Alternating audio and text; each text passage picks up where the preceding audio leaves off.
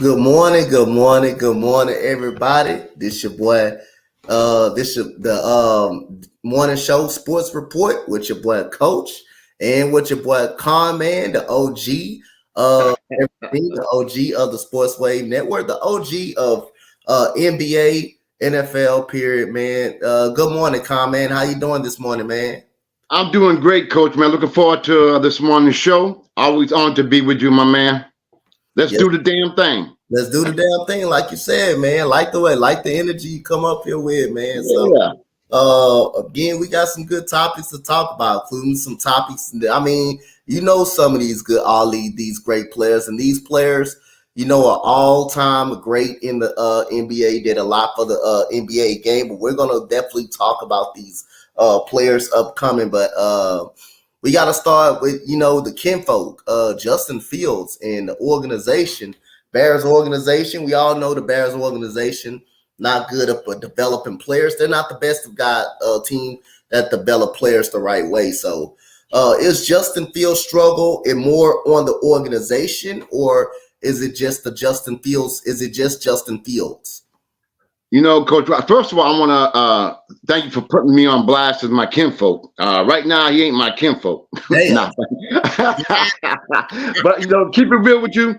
I think it's a bit more both of them because Justin Fields, you can tell he lacks confidence.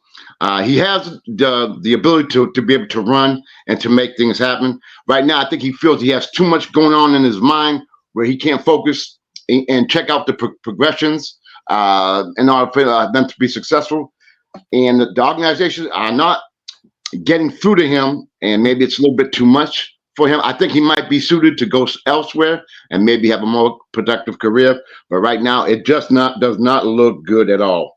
I'm upset with the organization. I think they should have did something to maybe make it easier for him to be able to learn his progressions.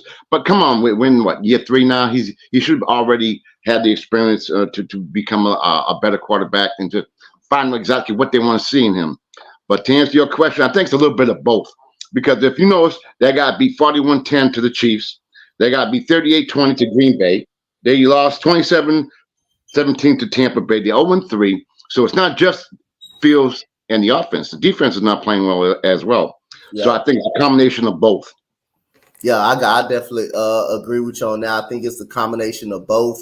You expected them to do a little better with DJ Moore coming from Carolina, but they traded away draft capital, just to get DJ Moore. Basically, they traded away Bryce Young, basically, just to get DJ Moore over there, and it's not worked out. Chase Claypool, his nickname, what I call him, Finding Nemo. I haven't found. Look, y'all see comment. They call comment off guard. I think I couldn't find him ever since his first year of his rookie season in Pittsburgh, so he hasn't been available. But other than that, the players, starting to quit on the football field. That's a relief for the head coach not having them ready to play.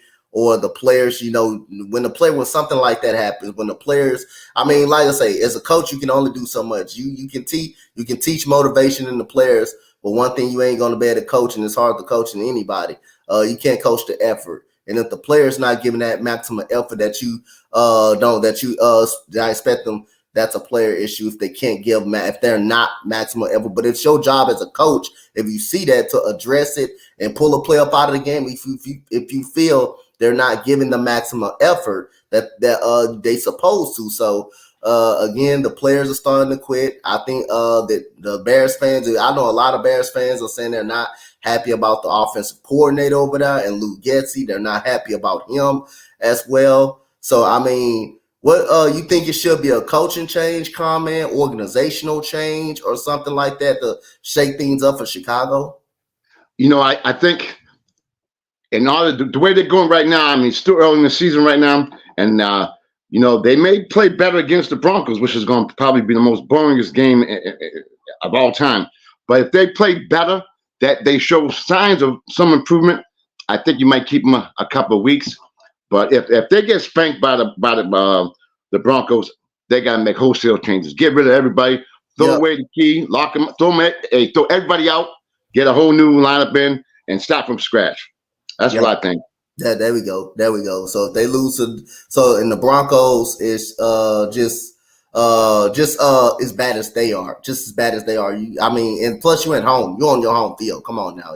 It will be going too far. You're on your home field. There's no way you can accept embarrassment in your home field against the Denver Broncos, a team that is bad as you. So we got a Jets situation going on. Robert Saleh at risk of losing the locker room. You already know if the coach is losing the locker room, what do? You try your best. That's not good when the coaches lose the locker room. If the coaches lose the locker room, it's not good for the organization. It's not good for himself. But he's starting to lose the locker room for his loyalty of Zach Wilson. The players do not like Zach Wilson. The players do not respect Zach Wilson. The defense going out there, they're playing their asses off. They're playing their butts off, but they get no results out of the quarterback situation. Now, having Aaron Rodgers out is hurtful a little bit. But Conn, man, is Robert Saleh's job on the line by being loyal to Zach Wilson and not making the proper changes? Absolutely. Coach, what we didn't discuss was that look how the players are acting on the field. Mm-hmm. They're arguing with each other, ready to throw down, on each other. What kind of message is that sending? Now, you're talking about losing the locker room. Y'all losing them maybe in the locker room. What about outside on the football field? Yep. That's even, and for the whole world to see. So you're talking about major communication problems, major overhaul. I mean, right now it just looks so bad. And they brought a new quarterback in. I don't know how much that's going to help. But right now, it's so early in the season, Coach, and to have your locker room like that in disarray. I mean, y'all going through some changes. You expected Rodgers to do the damn thing, but something. Rodgers brought all these people in as well, so he got to say, he got to assume some of that responsibility as well too, because they gave him they gave him the keys, unlock the keys. He have wherever you want. You have Cobb, you have all the guys he let come in, and they're not really doing as well as expected as well too. But as far as Saleh having to be on the hot seat, you got to be. He keeps defending Wilson, and the bottom line is Wilson is terrible. I mean, I hate to say that because I don't like talking about players being terrible, but he just seems like he's just a lost cause right now. Yep. And for him to have that much confidence in him, come on, as a player, if he can play or not. You already know. You keep it real. You already know. Yep. All that stuff, the players going to be like, all right. We all know. Look what they did with him last year. Look what they did with Mike White. Doesn't that give you an indication? Yep. When they wore T-shirts, come on, Coach. Let's keep it real. So anyway, at some point, and that's the first time I've seen you lose it like that. You say player can't play. That's the first time we got Conn to say some stuff, y'all. Already to come out with some stuff. Already he did not want to say. But if you a coach, I mean, is anybody. If you know the game, you know when a player can't play. You know when a player is talented or not, and you know when a player is gonna be good. Zach Wilson showed you no signs of him is even gonna be close to being a star or a player that can be good at all, that can be vulnerable as good as all. He hasn't showed any sign. Matter of fact, Key said she got to clip that moment. She clipping that moment for him. So again, Conn got his first clip. Ever. Right, man. You should know when a player can play. We all know Zach Wilson can't get out there and play no quarterback, can't play football. Yeah, he's a backup quarterback at best. He may not need to even be a backup quarterback. He may will be good in the XFL. He may be that's what he probably he need. This is what I'm saying. NBA, I like what they got going on. Developmental league. If you can't play in the NBA, let's go to the developmental league and work on your game. Football, I feel like football needs some of that. Like they do got some of that. Like XFL, send his ass down to the developmental league of the NFL. Go send him to the XFL.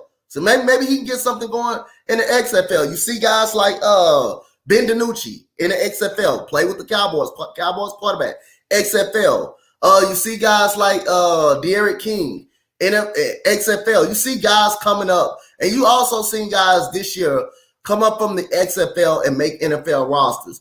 Go to the XFL and work on your goddamn game. That's all you gotta do. But right now, he's not proven to be anything worthy of being a starting quarterback in the league. And again, this defense out there playing well. They out there playing well. And I was frustrated from them because we always on the field. We get off the field. Now we got to get back on because the quarterback can't make throws. The quarterback can't read the field right. The offense is struggling. We got to get back on the field. They get another stop. We back on the field. They can't even have a water break. This team can't even have a Gatorade break. They can't even have a Gatorade break before they even have to exit on the field. You know how you're NBA, how you're a player. It's kind of like that OKC year when Russell Westbrook, the year that he won the MVP.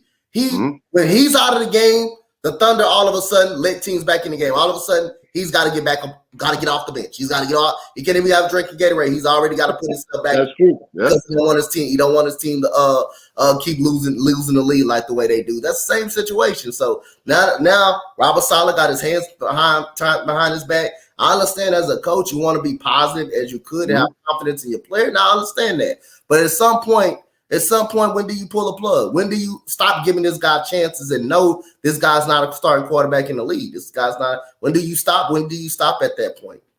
But coach, you said, like you stated, he has been given opportunities. Yes. It ain't like he's had opportunities and he's just not coming through. If you ask me, I think they should send him to Canada. Go play in Canada, if you ask me. If you want me to keep it real, send him to Canada. That's what I say. Hey, guess what, Conn? Warren Moon, he went to Canada and played. And guess what? Came in the NFL. But you know what he was? One of the greatest quarterbacks of all time. He went to Doug Flutie. Yep. Look at Doug Flutie. Yep. You know what I mean? So. Yep. See, you know what I'm talking about? It can't work out for you. You can't work out for you at that point right there.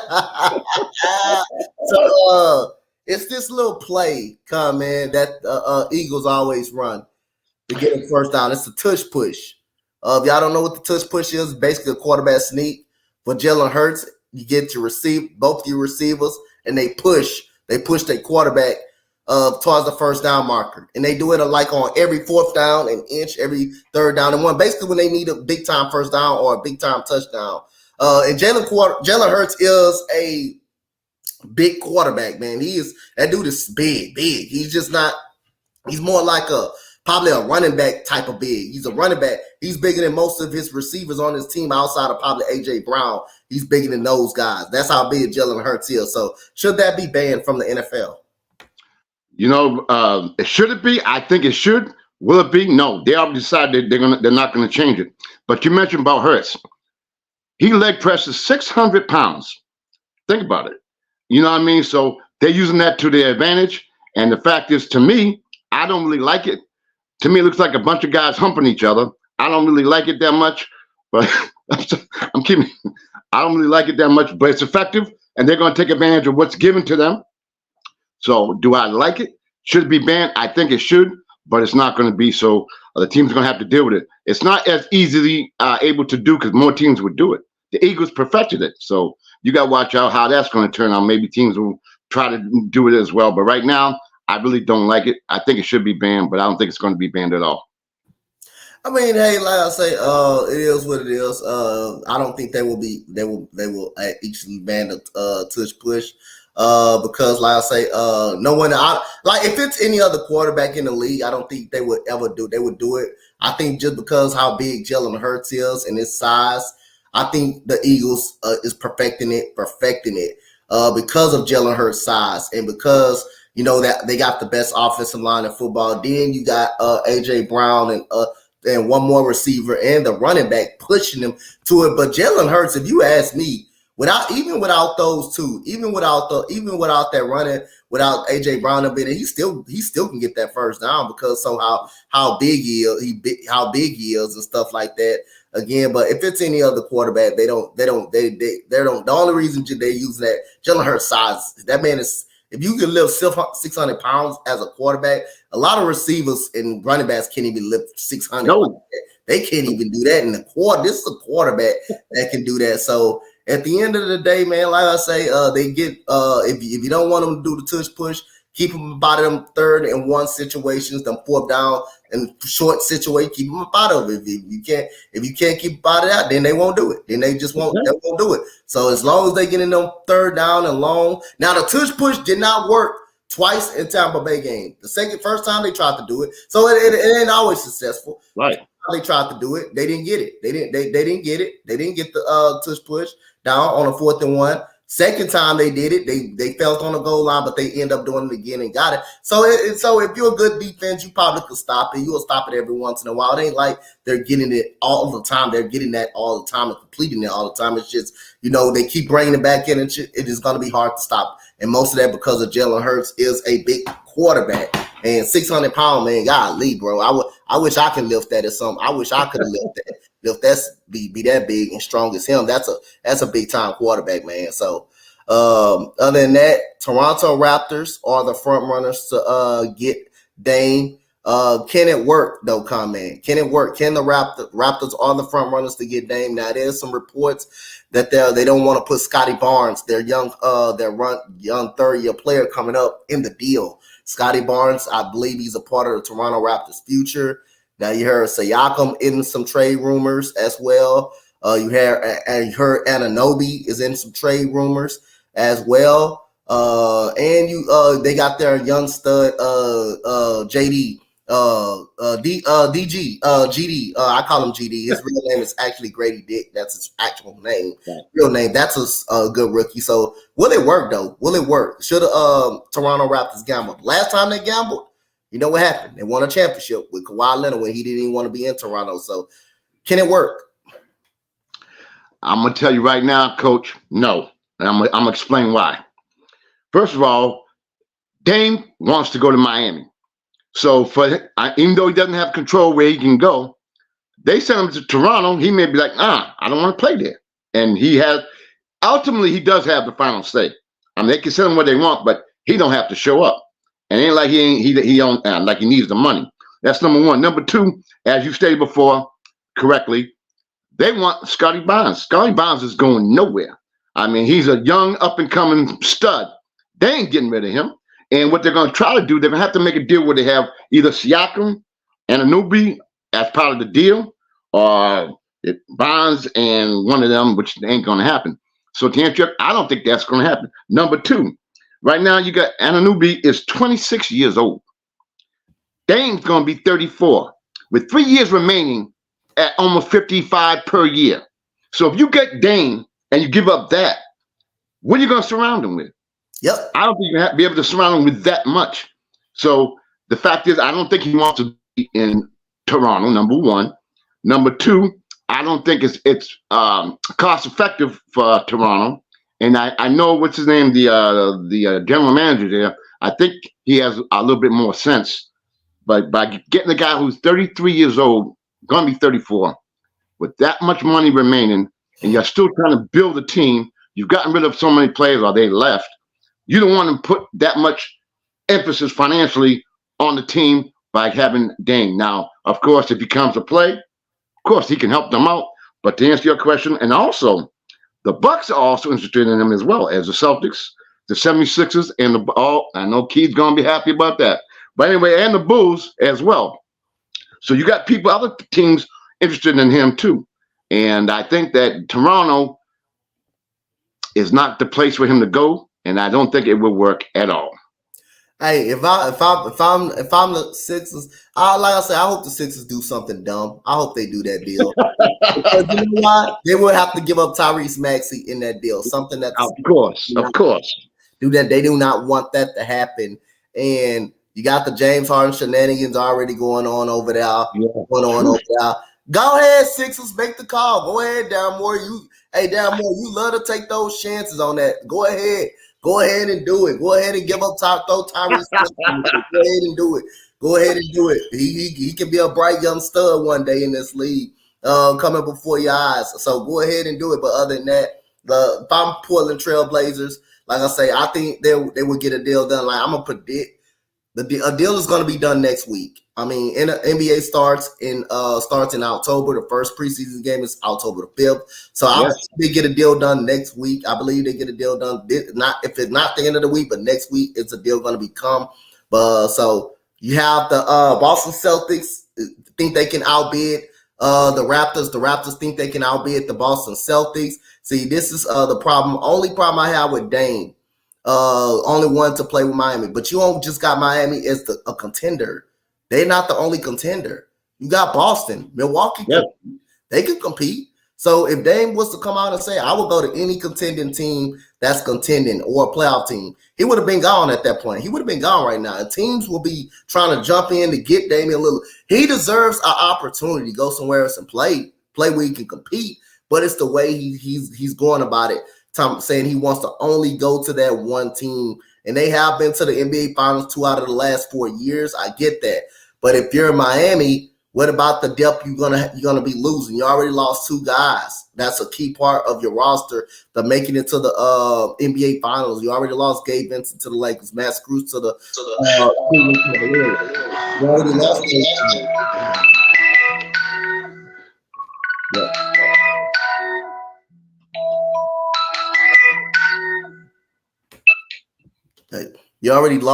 Yeah. You already lost those guys. So other than that, I don't know how 100% if I'm Miami, I will actually do that deal. I'm not ready to gut my whole team out just to get that one player, knowing I got to lose most of the depth on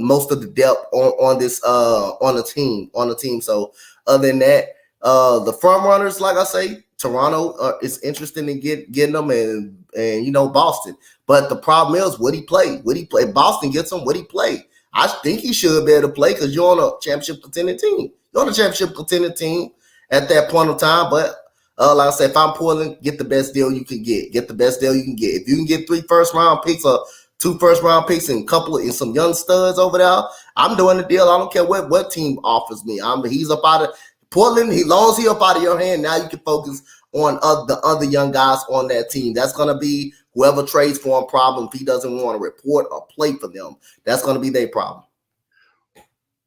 And the fact that, Portland's going to be an up-and-coming team as well. They got some young studs as well. Probably be best for them to get rid of Dillard so they can concentrate on the future. So that might be a good move. Question is, who's going to be able to take on that responsibility of taking that contract, a Dame, and how much, like you said, how much is that going to affect the rest of the team? Facts. So here we go. We got Ben Simmons. Ben Simmons says he's 100% to do. He's 100%. He's basically saying he's 100%. Do you believe Ben Simmons is ready to contribute to the Nets, to the Brooklyn Nets? Do you believe out of a best of 7 series? Who's I think that was for the other question. I think that's the other question. Let's see. Okay. So do you believe Ben Simmons is ready to compete in this league with the Nets? Do you believe he's ready to contribute for the Nets? My bad. Now here comes where I think my old school philosophy kicks in. I think he is, I don't know if he's at 100%, but I guarantee you he's better than what he has been. He's not suffering any pain. He's been working out all summer. He looks like he's in great shape.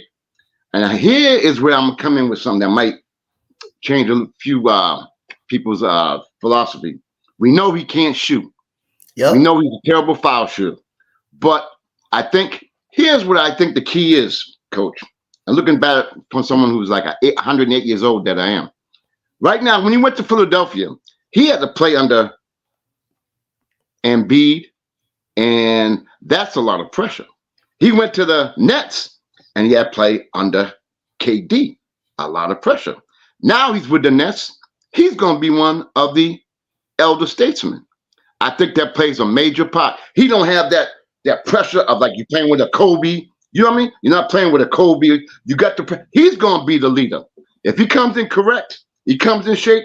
He's not going to have that added pressure of playing with an Embiid or playing with a KD or Harden or Kyrie Irving. I think that's going to make it even more. So he's not going to come in with that sense of, he got to cater to them. Now he can set his own goals, his own standards. They got a young team. I think if he comes in, we're not going to expect him to be shooting like Steph. But I think if he comes in, you still got a 6'10" defensive player who can distribute the ball. If he has any type of confidence in his shooting ability, that's going to help, and his foul shooting. If he can improve on those items, I think he's going to add defense to that team. You got a size that can play 1 to 5. I think he's going to be effective. How effective? I don't know. Will he be all-star caliber again? I don't know, but I think we're definitely going to see an improvement. Oh, yo, I think we definitely see an improvement over there. For Ben Simmons, I think we definitely are. I think Ben Simmons, again, he can play some defense. He has all world defensive ability. We already know he has all world because he's already won. He's already was a part of it. He had all star potential. We already knew what was his potential is. Problem is shooting. He lacks confidence. He shoots it in the off season, but he don't shoot it in the actual game. Now imagine if he shoots it in the game and he actually makes it.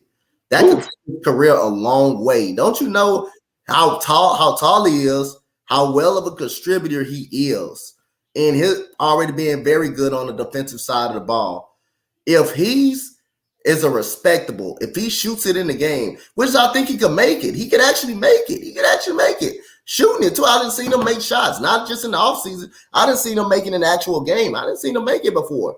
And his shot is not all that bad. It's not his jump shot form. I can say it's not all that bad. I don't know if it's the form that he don't want anybody to see, but other than that, hey, I think he can shoot the ball pretty effective. If he can shoot at least 30%, you can respect that. And like Draymond Green, he don't make the damn shot. But he ain't scared to take it.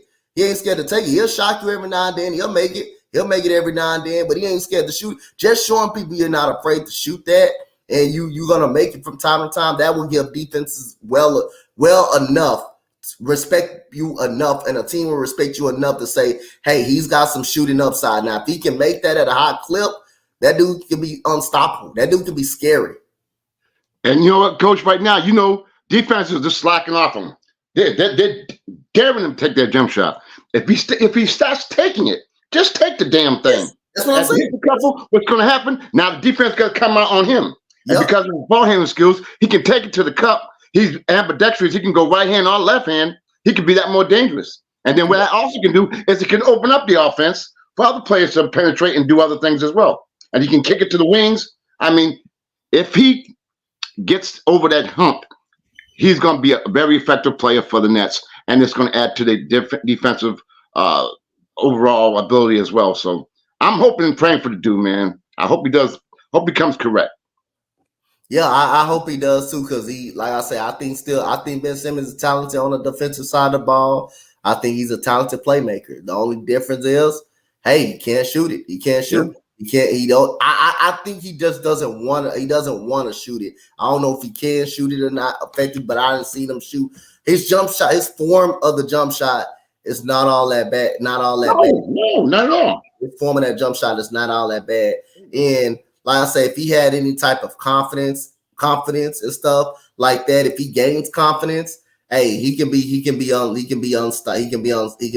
pretty much a star player, a very good player if that jump shot is going to fall. But I think it starts with him being confident and just taking it and not being afraid to miss it. That will go a long way. Like you said, just taking a jump shot. Like Draymond Green, he can't shoot. We already know he can't shoot. We already know he's not effective from the three, but he takes it. Just to keep defenses honest, he takes the jump shot. No matter how much they sag off, he takes it, and he'll hit it from time to time. He's not afraid to shoot it. So if Ben Simmons can be that, he can be effective. He can do that. So again, we got now this is a topic that I actually love right here, because I've been saying this topic. I think Anthony Edwards is the face of this Timberwolves franchise.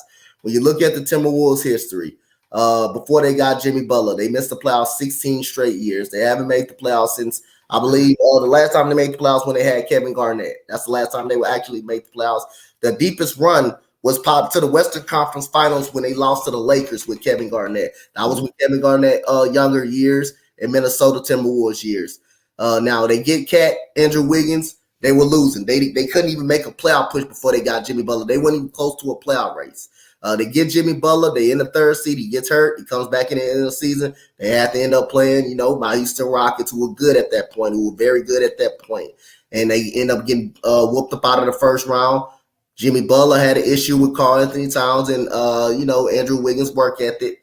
They missed the playoffs another couple years. The Warriors, they trade Andrew Wiggins to the Warriors. Guess what? The Warriors win a title. But guess what? Anthony Edwards comes in and steals the show for the Minnesota Timberwolves. They get his second year. They get back in the playoffs. So what does that say about Mr. No-Show, a.k.a. Karl Anthony Towns? What does that say about him? The team wasn't nowhere near in the playoff race with him being the main guy on the team. They were nowhere near the playoff race. Anthony Edwards, the main guy of the team, they're in the playoffs. They're a playoff team or a play-in tournament team, however you want to call it. So is Anthony Edwards, man, the face of the Timberwolves organization? Now, I'm going to answer that from a fan's perspective first. Now, when you watch the Timberwolves, you want to see players play. Mm-hmm. Mr. No-Show played approximately 29 games last year. Yep. So, obviously, he's not available. So, and when he is available, he's not available. Mr. No-Show. But what I'm saying is, as far as Anthony Edwards is concerned, he averages, in his short career, 79 games a year. Yep. Thus far. All right. He had averages of career averages 25, 6, and 5. He shoots 46% from the field, 37% from the three-point line, and he's almost an 80% shooter from the foul line. He's exciting. He's effective. He's working on his defense. I think he gained a lot of experience playing overseas, even though they lost. I think he's effective, and I think that's a very easy question. He is not only the face of the Timberwolves, he may be one of the faces of the NBA. Yeah. Because if his career catapults to where it's going right now, I think the sky is the limit. And Mr. No-Show probably will be a no-show. But I'll tell you what, his bank book's not a no-show. I guarantee you that. That direct deposit's kicking in. I mean, this is a dude that got all the talent in the world. Karl Anthony Towns, you don't find too many guys like that can shoot 40% from the three like him. You don't find too many guys that have a good post game like him. Right. But in the playoffs, the man does not literally show up in the playoffs. As talented this guy offensively he is as a big, you've been the face of that franchise for so long, and the team hasn't come to the playoffs. Hasn't gotten close to the playoffs with him as the main guy. Anthony Edwards comes in, and they're in the playoffs his second year. Jimmy Butler comes in, they're in the playoffs the first year he gets in the playoffs. That's the impact of Jimmy Butler, how good Jimmy Butler actually is. And, we already know Jimmy Butler goes to Miami, they goes to the finals 2 out of the 4 years. So that does show impact, how good he is, and especially in the locker room. But it also, when Jimmy Butler said, it's true, Karl Anthony Towns really doesn't have a good work ethic. His work ethic can be questioned. His toughness could be questioned. Karl Anthony Edwards, he said it in the press conference against Denver, when they played Denver in that first round. I think they lost that game 2. They lost that game 3. They went down 3-0, and he won them the game. Anthony Edwards single-handedly won them the game. When the Timberwolves tried to give it up 3 times, they tried to throw the game away 3 times, and Anthony Edwards wouldn't let them happen. And you know what he said in that press conference? He said, "Man, I'm trying to play for my season. I don't know about these other guys. I'm trying to win. I want to go in there and win a game." And they did win a game, and they played hard against Denver in the last game. They lost, but Anthony Edwards didn't play bad at all. And Karl Anthony Towns, where was he? Nowhere to be found. Rudy Gobert, you trade away all them picks, thinking the Minnesota Timberwolves going to be good again. I said that team's still not going to be that good. They're in the play. So bonus question I want to ask you about the Timberwolves, Conn. Do you think it was the roster construction? Do you think Rudy Gobert basically was a bad fit for Minnesota at that point? They had turmoil too. They had guys who was fighting in the on the floor. You had Rudy Gobert punching Anderson, Jaden McDaniels, young up and coming stud that I actually like. Love Jaden McDaniels, love him. He punched his hand doing some stupidity. Getting ejected, and he broke his hand. That was a big miss for them. But do you think it was more the roster construction for the Minnesota Timberwolves? What do you think it was for the Timberwolves? Okay, if I can backtrack a little bit about Mr. No-Show, sometimes we all look at analytics and we think, sometimes you go by eyes, you go by sight. Mm-hmm. And now you look at his career stats, he averages 23 and 12. Yep. So you look at them stats, you're like, damn, that brother can play. Yep. But then we all know what happens in the playoffs. But those stats can be revealing in 2 ways. You can take them stats and say, well, he's doing a damn thing, but then it depends, when is he doing it? How is he effective in the playoffs? If they haven't get flat. How many times teams they are getting blown out, and those numbers can be bounced up, if you know what I'm trying to say. But getting back to your question, I think it's a bad fit. I think him and Gobert really don't jive together. I think they gave up way too much for Gobert. I think they're going to have to do something. Sometimes players just don't interact very well. I think they're two different mindsets. You got No-Show, who, as we all know, is soft. Gobert, he gets in foul trouble a lot. Can't shoot foul shots. He's very good defensively. Cat, I don't think he can spell defense, but you know what I mean. So you gotta. It's a bad mix, and they gave up so much, and they gave up so much capital. When you're a team like that, you want to keep as much capital as you can and not give it all away. So to answer your question, I think it's a bad fit. Thank God they got Edwards. Thank God they got him. I think he's going to keep things afloat as much as possible. But they've already paid Gobert. Cat's getting paid. I mean, he's going to get paid. So I just think it's a bad mixture, man. Yep. What's good, J-Dub in the house? J-Dub. Now y'all heard Conn, man. He got his first video clip ever that I ever seen. He got it. When Key put it out, y'all check out that clip on Zach. Key, don't do that, Key. Don't do that to me, Key. We gotta have him. We gotta have it on that. Get that clip out ASAP. But Karl Anthony Towns is Mr. No-Show, basically, and comment is affecting the name perfectly right now. So y'all know, if y'all know who Karl Anthony Towns is, that when I say Mr. No-Show, you should know who he is. And if y'all want to know French fry, that is Rudy Gobert, because that's what Key call him. Key call him French fry. She don't like the French fry. She's not a big fan of French fries. So, other than that, we got an interesting one right here for you, comment. It's an interesting one right here. 7-game series. You ready for this, comment? 7-game series. All right. Who you got winning in the 7-game series? You got the Big O, MJ, Kevin Durant, Tim Duncan, and the great Keem Olajuwon. You got Gary Payton. Kobe Bryant, Scottie Pippen. You got Karl Malone and Shaq. 7-game series. Who you taking? This to me is very easy. I'm going with my old school. First of all, you get Oscar, the king of the triple-double, the one who originated the triple-double, number one. Plus, he's a 6'5" guy who can shoot from the baseline, the perimeter, can do it all. He can rebound, he can play defense, he can do assists, and he's just overall one of the best players to ever play. MJ, enough said. Case closed. Then you got KD, who can get his shot at any moment, any time, any place. Then you got Mr. Fundamental, Tim Duncan, who's considered one of the best power forwards of all time. Then you got the man who cannot be stopped as Shaq, how Hakeem took care of him. So, I mean, I got to go. Hey, I'm going to keep it real. That is easy. Gary Payton, great player, not really a great perimeter shooter, fantastic defensive player, can talk crap, and, has a great career, Hall of Famer.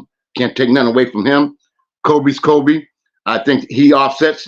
That'd be nice. Him and MJ going at it. That would be great to check that out. That'd be very interesting. As far as Scottie, I think he can't mess with the forwards on the old time team. Karl Malone is more of a post-up player, very strong in the paint.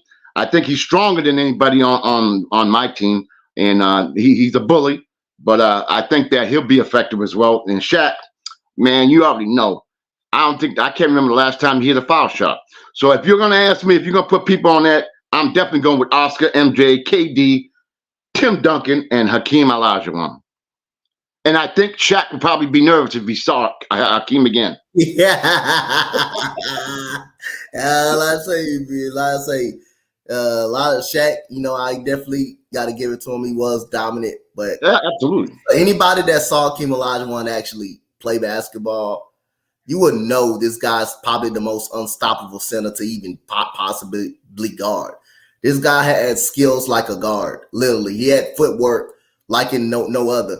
It's not just one move he always did. He did multiple moves. You never know what move would come out on you when he's in the post. I mean, Keem Olajuwon, you look at that when David Robinson won that MVP and Keem Olajuwon, that kind of pissed Keem Olajuwon off. Because when they played him in the Western Conference Finals, I mean, he tortured the hell up out of David Robinson. It got so bad, they literally had to put a double team. They had to put someone else on Keem Olajuwon. That's right. He shredded them, and David Robinson, now all of a sudden you got to get back on him, and they couldn't stop him. So Shaq even saw it firsthand when they played each other in the finals.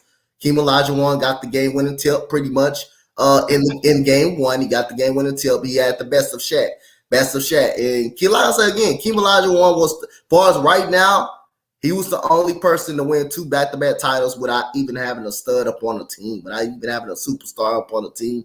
Clyde Drexler was the closest, but at that time of his career, Clyde Drexler wasn't the all-star superstar Clyde Drexler at that time. He was the second option at that time. In Portland, you could argue Clyde Drexler was the second best player probably, and second best shooting guard in the Jordan era. In the real Jordan era, he was the second. No doubt, I think Clyde Drexler was the second best shooting guard at that point in time in Jordan's era when he was dominant. He was probably the second best shooting guard at that time, but Clyde Drexler wasn't the all-star Clyde Drexler when he got with Hakeem Olajuwon at that point.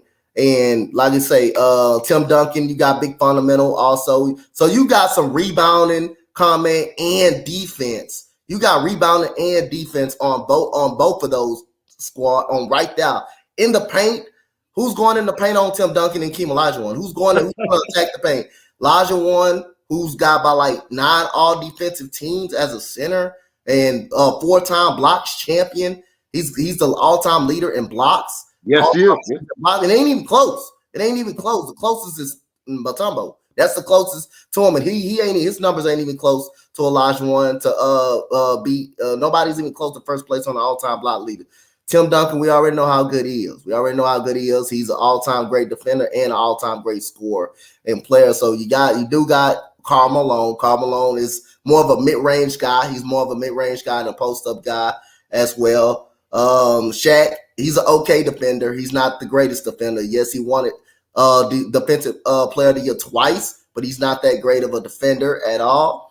Scottie Pippen, Kobe, and Gary Payton, you got 2 good defenders, but Michael Jordan is also a good defender. You got Michael Jordan, who's another all-time great defender as well. Won the defensive player of the year, you know what? 9 times. Michael Jordan was a 9-time all-defensive player. If you guys don't know that, yes. A lot of people don't know. That's true. I don't know that. That's more. He has more all-defensive players than Scottie Pippen.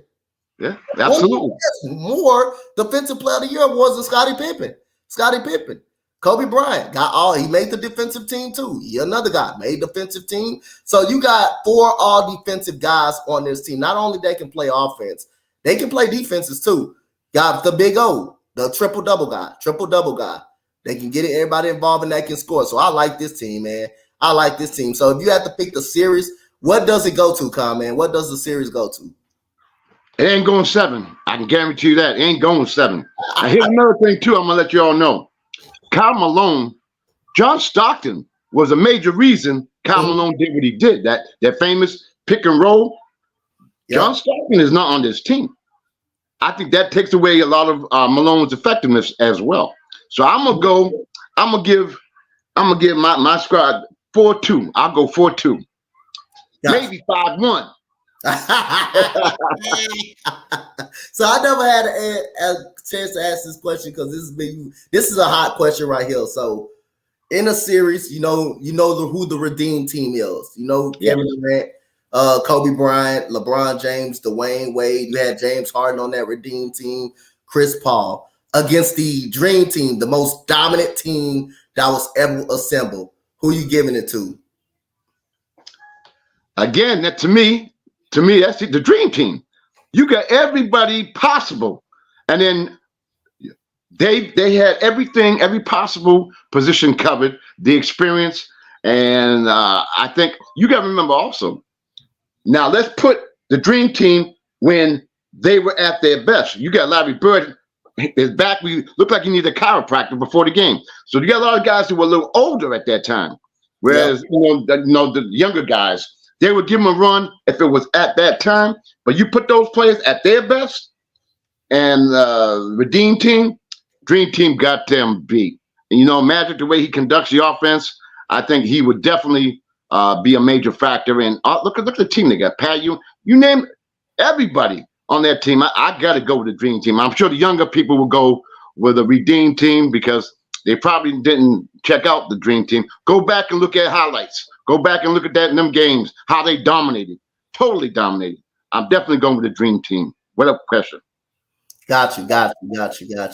So, like you got Dwight Howard trying to come back in the NBA. You got Dwight Howard trying to come back in the NBA, but he's also considered a little. You got him trying to come back in the NBA. He has worked out with Dallas. He had a meeting with Dallas in multiple teams. Can Dwight Howard, in your opinion, still help a squad NBA team? You know, a lot of people probably gonna be upset with me. You damn right he can. You damn right. You how look at that. Look at all he's accomplished in the NBA. Sometimes you get blackballed. I think, for some reason, I mean, he's still an effective player. He's still very healthy. I think, why not give him look at some of the bums I ain't gonna go there again. I went wrong. You ain't gonna get me twice. You get me all pumped up. You do this to me, man. We doing this to me. You got them players who aren't that good. You still got them players who aren't that good in the NBA. You mean to tell me Dwight Howard, with all the experience that he has, he can't help a team out? You mean to tell me he can't help a team out? Yeah. I mean, you got the right. So yeah, you got me. I gotta watch out for you. But I mean, he got the experience. I think he'd be a great role player. He's a rim protector. He rebounds. I think he knows his limits. And it's gonna be shot money as well. I would definitely hop on him right now, and I don't see why no other teams have gotten him in there. Because it would be me, I'd go grab him right away in a minute. I definitely think he could. I definitely think he could definitely help out a team. He can help out a team. Key said she liked him on the Sixers. She would love that toughness on the 76ers right there. So I agree with you, man. I think he can still help out a NBA roster, man. I think he's, like I say, he solidified his career, man. He won an NBA championship. He won an NBA title. He helped the Lakers win the NBA title in the bubble. It maybe was in the bubble, but he still helped them win it. He was a big key of why they won it. And for him not to be a part of the NBA or give him an opportunity to even play after he won that championship and was productive as well, coming off the bench as well. Hey, man, he definitely deserves the spot.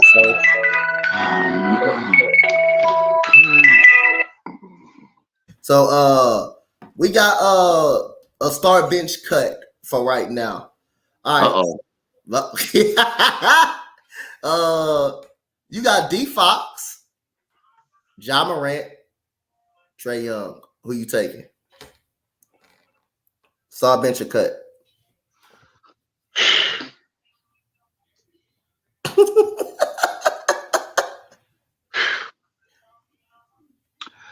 Oh, that's a tough one. I'm gonna stop Morant.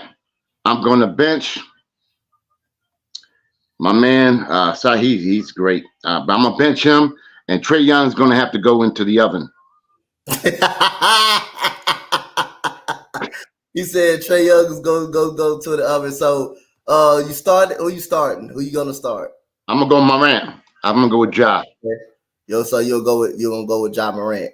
And you're gonna bench D Fox and your boy going into the oven. I feel you on. I like that. So I'll say again, you got the interesting thing right here, and I want to know your opinion on here as a basketball guy. As you got the San Antonio Spurs, it's something I know they didn't have, but they have the all-time winningest record with Ginobili, Parker, and Tim Duncan with 575 wins.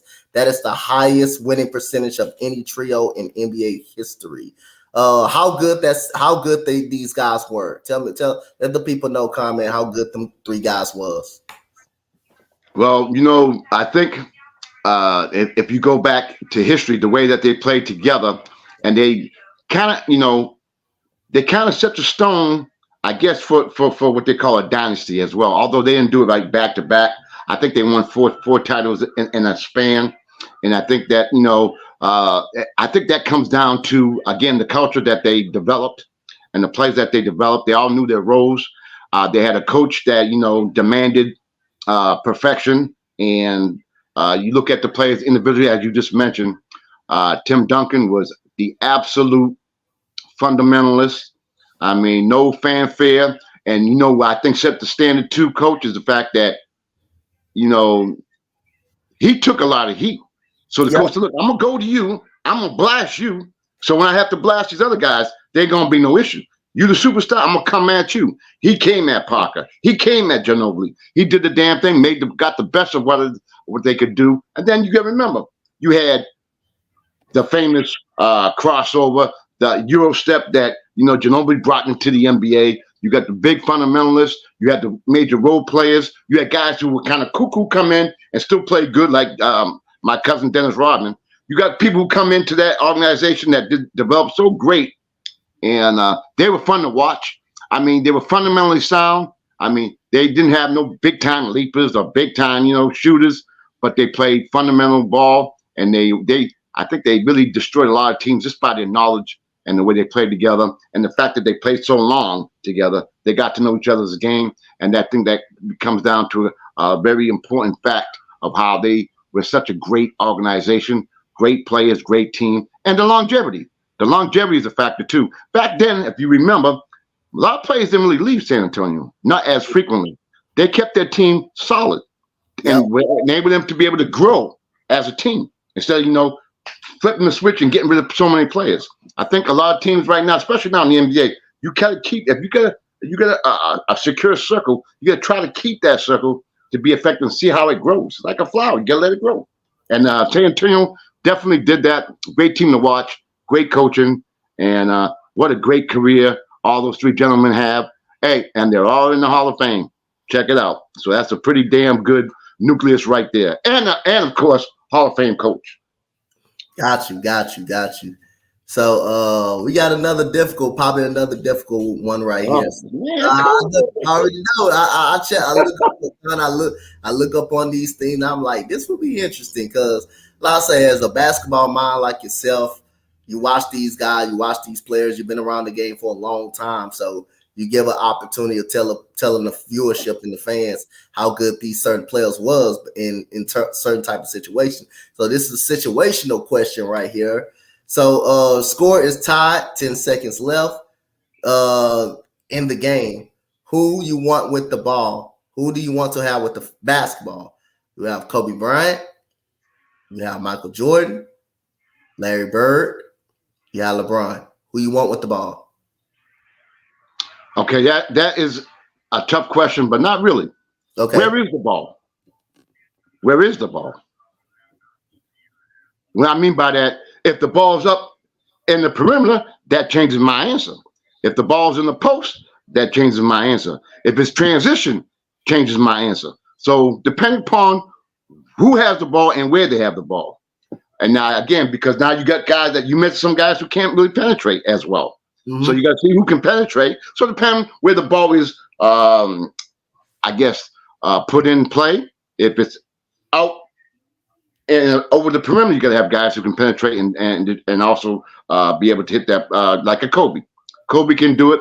LeBron, I'd be more happy with Kobe because he can handle the ball and get it sharp at any time. Of course, you got the king himself, Mr. Michael Jordan. I'm going to go. Although it's tough, if the ball was in the post, I'd go Larry Bird because he was phenomenal. He can get it sharp anytime. Plus, he can use both hands. So if they try to do, double team, he could do something. And plus, he's also a great passer. So if you ask me my question, I'm going to go Michael Jordan himself. Got you. So 5 more minutes before we close the show. So top 5 point guards of all time. This is coming from another source. Right now, they got Steph Curry. They got Magic at number 2. They got Paul at number 3. They got Isaiah Thomas at number 4. This is not mine. This is theirs. They got John Stockton at 5. And you disagree with that list. So go ahead, Conn, man. Get it off. Go ahead. You got shot when you saw Chris Paul at number 3. All right, now I'm gonna start some controversy right here. Okay. Now, and I'm sure I'm gonna get some response on this one, but I don't care. I was a point guard, so I know and grew up with the actual what a true point guard should be. Yep. To me, Magic Johnson does not epitomize what a true point guard is. He was more like a point forward. Me back in the old day, this is what I'm going to tell you about. I'm a point guard. I'm going to go against the other team's point guard. Yep. That's how I look at it. Mano a mano. That's how you do it. Magic, if you know, has hardly ever played the other team's point guard. He was more of a point forward. So I don't look at him as the prototypical point guard, because your question was point guard.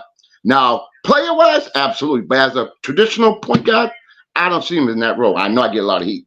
To me, I think I'm going to go with my boy Zeke. I'm going with my boy Isaiah Thomas. To me, he epitomizes what a traditional point guard was and should be. Although he can't shoot like Steph. He can't do a lot of things like Steph, but Steph can't do a lot of things like him as well. And also, he was a great defensive ball player with that Detroit, you know what I mean? The Bad Boys. He was a great leader as well. I think that made him, to me, me being an old school point guard. I fit that. I think Isaiah's number one. I would go Steph of course, Magic number two, although I don't really consider him a traditional point guard. I go Steph number three. I go Chris Paul, who's another traditional point guard, number four. And then Stockton, you know, him and Isaiah used to go at it back to back. I used to love watching him play. And then when he would light up Stockton and he went to the hole and Karl Malone gave my boy 45 stitches on the left eye, I didn't like that too much. But anyway, I'm gonna go with Stockton. Keeping it real, I'll go with Stockton because he has the all-time leader in assists, and again, he's another traditional point guard. So my list would be Zeke, Magic, Steph, Chris Paul, and then John Stockton. All right, got you. So this is the last and final question before we close the show right here. So if these number one overall picks was to team up in their decade, each decade, who will win? So basically it's three teams, Conn, man, from the 90s, 2000s to the 2010s. In their best, at their best. This is at their best. So you and that for their best. This is their best. Like at their right there, like when they were young, when they were drafted at their best. So you got that should be a vulnerable answer right there. So the 90s team, you got to pick, which one of these out of these three will win. So for the 90s team, you got Allen Iverson in the 90s, drafted in the 90s by the 76ers. This is when they were first drafted, actually. Okay. So you got Allen Iverson, you got Larry Johnson. That's team in the team 90s. You got Chris Webber with the Warriors, Tim Duncan with the San Antonio Spurs, Shaq Orlando Magic. That's team one, and that's team 90s. Teams 2000, Derrick Rose, young Derrick Rose with the Bulls, LeBron James, Cleveland Cavaliers, young Blake Griffin, young Blake Griffin, Dwight Howard. You got Dwight Howard, Lando Dwight. We got Yao Ming, rookie Yao Ming, Rockets. Now the 2010s, Kyrie Irving, Cleveland, John Wall, healthy, with the Wizards, Zion Williamson, you got Anthony Davis, and Karl Anthony Towns. Which team you going with? You'll take. I tell you, that 2010 team, see you later. Hit the road. Bye. You got a bunch of individual players who care about their own stats and numbers. Bye. See you later. They're gone. So now we're going to go with the 90s and 2000s. AI, unstoppable. Larry Johnson, total beast. Chris Webber, although multi-talented, coming out of Michigan, had a great NBA career. I think he just was in that Sacramento team that they were just terrible. So he really didn't get the recognition that he deserves. But as far as ability, I like the way he plays. He can also was good at distributing. And then you got the boy, Shaq Fu, I think we have to call him. And then Duncan, tough. Then we go to the 2000 team, Rose, LeBron James, Griffin, Howard, and Yao Ming. I'm going with the 90s. I'm rolling with the 90s. You got AI, unstoppable. If something breaks down, AI, go handle it. You already know. If something breaks, AI, go take care of it. You know how he is. Biggest hot you ever want to see in your life. Then you got every team got to have a dog. Every team got to have a dog. Larry Johnson was a dog. He was that dog. You know what I mean? Chris Webber, I think he fit real well because he can play a little bit and get out of Shaq's way, and also be able to be a great rebounder. And then, of course, you got the other guy on the other forward. I think he had a pretty good career. That would be Tim Duncan. I'm going with the 90s. Case closed. It's a wrap. Got you. So coming up on the tail end of the show, so give a preview of a quick, of a big fight that's coming up. You got Canelo Alvarez versus Jamal Charlo, big undisputed fight coming up. So, like I say, much as I want Charlo to win the fight, I think he could win the fight. You may have to take Canelo to win the fight. I might have to take Canelo to win the boxing fight. Canelo's got good power, strong. I think Charlo can make it a close fight, but I'm going to have to take Canelo to win this fight. And plus, Jamal Charlo is moving up in weight to go for his second undisputed title. He's already undisputed at the one division. So if he loses, he's in a win-win situation. Even though if he loses, he won't lose his undisputed title. He's going up to face Canelo for his undisputed championship. So the prediction I got on that fight, I want to choose Charlo so bad. He's from Houston. But I have to go with the Canelo Alvarez. I have to go Canelo to win the fight. So, I am in total agreement with you. They're both 33 years old, but I think what's going to make a major factor is the fact that, like you said, again, you took my line again because you on the same page.